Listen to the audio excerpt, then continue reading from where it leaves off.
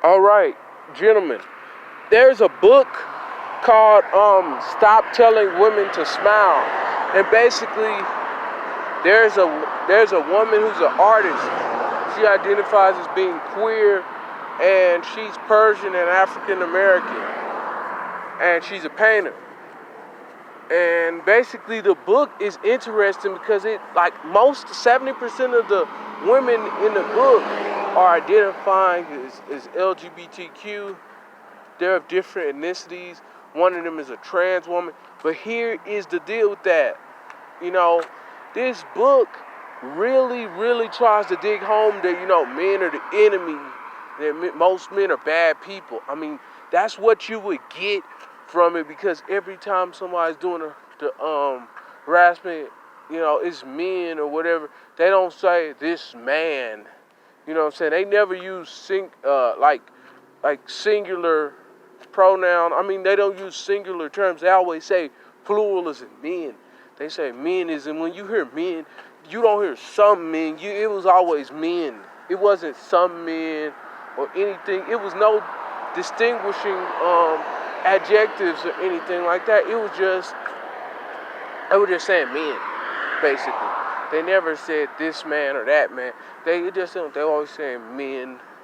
And they were just made it look like all men or all straight men were all a part of the same good old boys club that like to whistle at women and like to objectify women on the streets every day, And it's crazy because, seriously, I live in a community that has like 10% black people.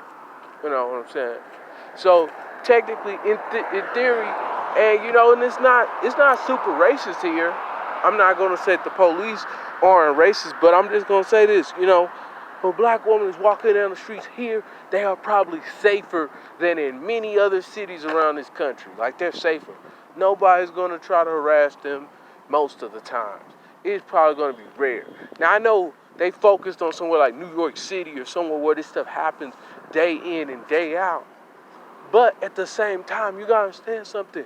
When a woman gets 50 years old or whatever, the chances of a dude actually harassing them on the street is gonna become like a once a year type of thing. You know what I'm saying? It's almost never gonna happen. So a lot of these women gotta understand that, a lot of these dudes don't have mans. They weren't raised right, but at the same time, all the attention that they're getting is temporary, meaning that once they get over 40, that's going to start declining. It's going to become very futile. And then if you move to certain communities, even though I don't think that they should have to move to certain communities, the chances of, in some neighborhoods like the one I'm in, if they walk down the street, nobody might not ever say nothing to them. You know what I'm saying? It's about where you live at. If you live in Oak Cliff, Chicago, Philadelphia, New York City, New Jersey, Newark, New Jersey, yeah, the chances of somebody bothering you when you walk down the street are more. But if you live in Utah, Colorado, Seattle, Portland, Oregon, there's a lower chance of people actually harassing you on the streets,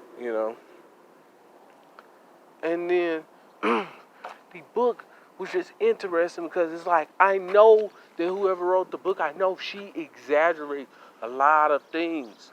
And like, I seen a video of her talking on a video, and she didn't seem angry at all, Her whole demeanor that I read in the book of, like, she came across as an angry person.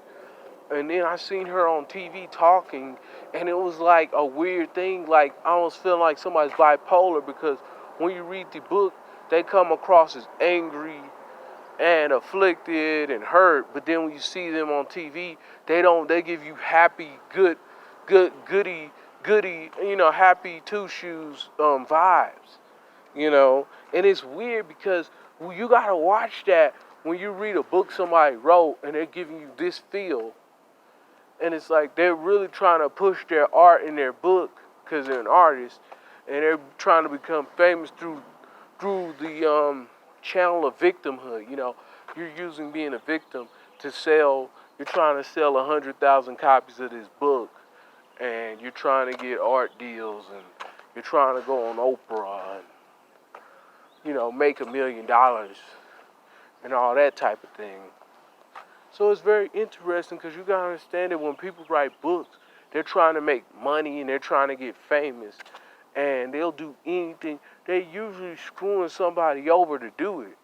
That's why you gotta look at people very carefully and don't trust people, because it's like people throw anybody under the bus just to get famous and to get money. And in this book, she chose men. And then she said, I know that, some women do this too, and, everybody can do this, but for the purpose of this book, we're going to focus on men. I was just like, as soon as I read that, I was like, oh my God, this is going to be a pile of dog crap with real, it's going to have truth in it, but it's going to be 70, 80, it's going to be 80% dog crap. It's going to be 20% real truth. You know what I'm saying? Because look, there's 8 billion people on Earth. Do you think it became 8 billion people by us not talking to each other, by us not speaking to each other, or anything like that? As humans, we're social creatures. But in America, less and less people are talking to each other. Nobody is feeling more happy once the pandemic hit. You know what I'm saying? It's been a year of people staying 6 feet away from each other. You know what I'm saying? It's been 16 months of us being afraid of each other, afraid of getting sick. And I don't see people saying, you know what? This is the best thing that ever happened to me. Being lonely, nobody talking to each other, you know what I'm saying? The birth rates are already super, super low. And it's like, do you want it to be lower than it is already? It's like almost very few people are having kids. Yeah.